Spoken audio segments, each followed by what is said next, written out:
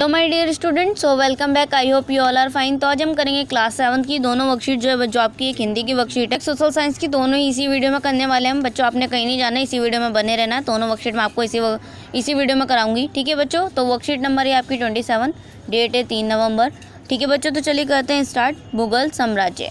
पहला पढ़ते हैं, मुगलों की आमदनी का प्रमुख साधन किसानों की उपज से मिलने वाला राजस्व था, ठीक है। फिर नेक्स्ट लिखा आपका, अकबर ने राजस्व मंत्री टोलमन ने 10 साल 1570 से लेकर 1580 की कलाबंदी के लिए कृषि की पैदावार, कीमतों और कृषि भूमि का सावधानी पूर्वक क्षीण किया, ठीक है। चलिए अब आ जाते हैं नेक्स्ट पर। कुछ क्षेत्र में जमींदार इतने शक्तिशाली ये कि मुगल शासकों द्वारा पोषण किए जाने की स्थिति में वह विद्रोह कर सकते थे, ठीक है बच्चों। चलिए इधर आ जाते हैं। अधिकतर स्तरों पर किसान ग्रामीण कुलीन यानी मुख्य या सस्ते सरदार के माध्यम से राजस्व देते थे। फिर नेक्स्ट आपका लिखा है, प्राथमिक फसल पर नज़र से नकद के रूप में राजस्व निश्चित किया जाता था, ठीक है बच्चों। चलिए अब इधर आ जाते हैं।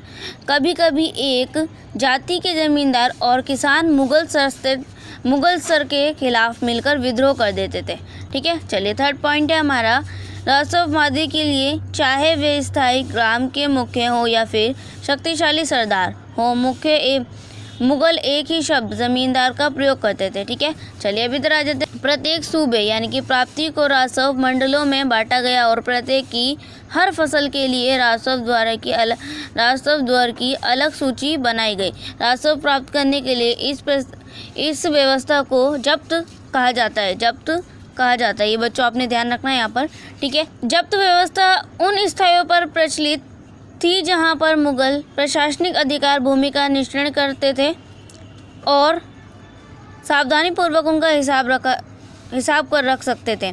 ऐसे निरीक्षण गुजरात और बंगाल जैसे प्रांतों में संभव नहीं हो पाया। 17वीं शताब्दी के आखिरी से एक ऐसा किसान विद्रोह ने मुगल साम्राज्य के स्थायित्व को चुनौती दी। आई होप बच्चों ये जो आपको पॉइंट्स बताए गए समझ में आ गए होंगे। अब नीचे कुछ 5 क्वेश्चन दिए हैं, बेहद ही ईजी से और इम्पॉर्टेंट है बच्चों। फर्स्ट क्वेश्चन है, मुगलों की ज़मींदारी का प्रमुख साधन क्या था? तो बच्चों ये आपको दिख रहा है फर्स्ट बॉक्स जो हमने पढ़ा है, ये आपका पूरा एज इट इज़ ऐसे ही लिख देंगे, आपका आंसर नंबर फर्स्ट रहेगा। नेक्स्ट है क्वेश्चन नंबर 2, मुगल साम्राज्य में ज़मींदार की क्या भूमिका थी? तो बच्चों ये आपने जो सेकंड और ये थर्ड बॉक्स पढ़ा है, यानी कि ये दोनों आप आंसर नंबर 2 में लिख देंगे एज इट इज़। चलिए क्वेश्चन नंबर 3 है, अकबर के राजस्व मंत्री का क्या नाम था? तो बच्चों यहाँ पर हमने पढ़ा अकबर के राजस्व जो थे कौन थे? टोंडरमल, ठीक है। ये हो जाएगा आपका आंसर नंबर 3। चलिए अब आते हैं क्वेश्चन नंबर 4 पर। जब्त शब्द से आप क्या समझते हैं? तो मैंने आपको भी यहाँ पर बॉक्स में पढ़ाया था बच्चों, यहाँ से लिखेंगे आप, राजस्व प्राप्ति करने की इस व्यवस्था को जब्त कहते हैं, ठीक है। ये हो जाएगा आपका answer number 4।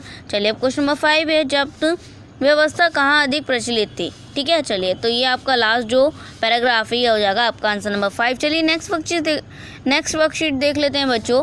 Work number Hindi जो है आपकी 27, ठीक है बच्चों। डेट क्या है आपकी? 3 अक्टूबर।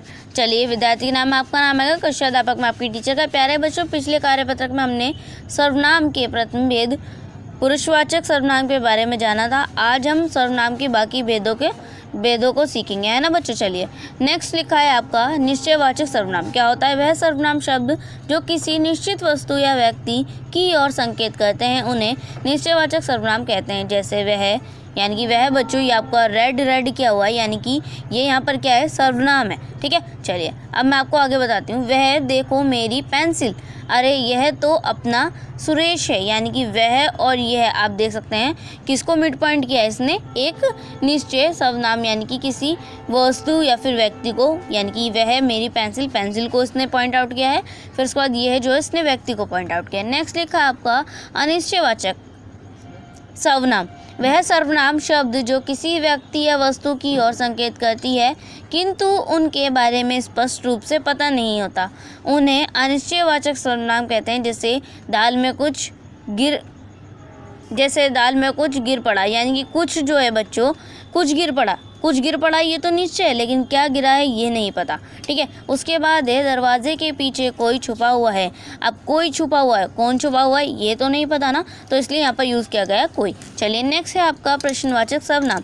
जिस सर्वनाम शब्द से किसी प्राणी, वस्तु या घटना के प्रति प्रश्न का संकेत होता है उसे प्रश्नवाचक सर्वनाम कहते हैं। जैसे कौन आया है, यानी कि बच्चों कौन आया, जहाँ पर प्रश्न प्रतीत होता हो। जैसे हम अगर कुछ बोल रहे हैं कौन आया है, कौन गया है, अब भाई कौन आया कौन गया ये तो नहीं पता ना, इसलिए यहाँ पर हम कौन का यूज़ कर रहे हैं। फिर उसके बाद है क्या मनीष पास हो गया, तो बच्चों ये प्रश्नवाचक है, पूछा जा रहा है कि क्या मनीष पास हो गया। फिर उसके बाद फिफ्थ है संबंधवाचक सर्वनाम। जो सर्वनाम किसी दूसरी संज्ञा या सर्वनाम से संबंधित दिखने के लिए प्रयुक्त हो उसे संबंधवाचक सर्वनाम कहते हैं। जैसे जो मेहनत करेगा वह सफल होगा, यानी कि जो भी मेहनत करेगा वो सफल होगा, यानी कि आपने मेहनत करेंगे, आप मेहनत करेंगे तो आप सफल होंगे, मैं मेहनत करूँगी तो मैं सफल होंगी, अदरवाइज़ कोई और करेगा तो वो सफल होगा। तो यहाँ पर इसलिए यूज़ किया गया जो मेहनत करेगा वह सफल होगा, जिसकी लाठी उसकी भैंस। ठीक है बच्चों, चलिए फिर सिक्स आपको दिया हुआ है निश्चयवाचक सर्वनाम। जिस सर्वनाम शब्द से अपने होने का बोध हो उसे निश्चयवाचक सर्वनाम कहते हैं। जैसे मैं सोए चला जाऊँगा, वह अपने आप खा लेगा। ठीक है, चलिए अभी इधर आ जाते हैं। रेखांकित सर्वनामों के भेद लिखिए। तो बच्चों फर्स्ट हमने तो उसे खुश होते कभी देखा ही नहीं। तो बच्चों हमने और उसे, तो इसका क्या होगा फर्स्ट आपका, मैं आपको बता दूं, पहला है हमारा पुरुषवाचक, हमने का मतलब पुरुषवाचक, और नेक्स्ट उसे होगा आपका निश्चयवाचक। ठीक है, चलिए अब आते हैं सेकंड है आपका कुछ लोग गधे को शायद बेवकूफ़ों में स्वस्थ क्षेत्र कहेंगे, तो स्वस्थ कहेंगे, तो बच्चों इसका हो जाएगा निश्चयवाचक। ठीक है, फिर उसके बाद है नेक्स्ट आपका यूँ चले जाना उन्हें अच्छा नहीं लगा, तो उन्हें, फिर बच्चों यहाँ पे क्या आएगा पुरुषवाचक। नेक्स्ट है आपका फोर्थ, तुमने जो कुछ खिलाया सिर झुकाकर खा लिया, तुमने और कुछ, तो बच्चों क्या होगा तुमने जो होगा संबंधवाचक।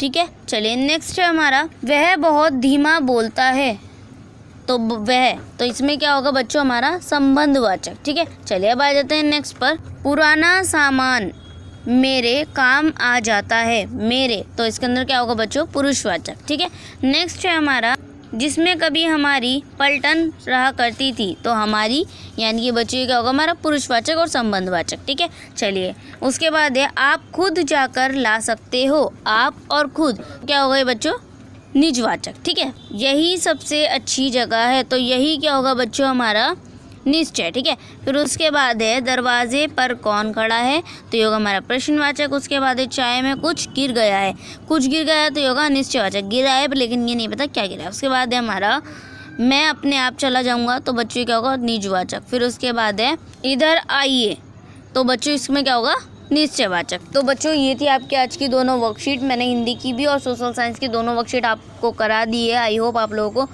समझ में आ गई होगी। सो प्लीज़ चैनल को सब्सक्राइब करना मत भूलिएगा और बेल आइकन को भी प्रेस कीजिएगा। तो चलिए मिलते हैं नेक्स्ट वीडियो में, तब तक के लिए take care and good bye.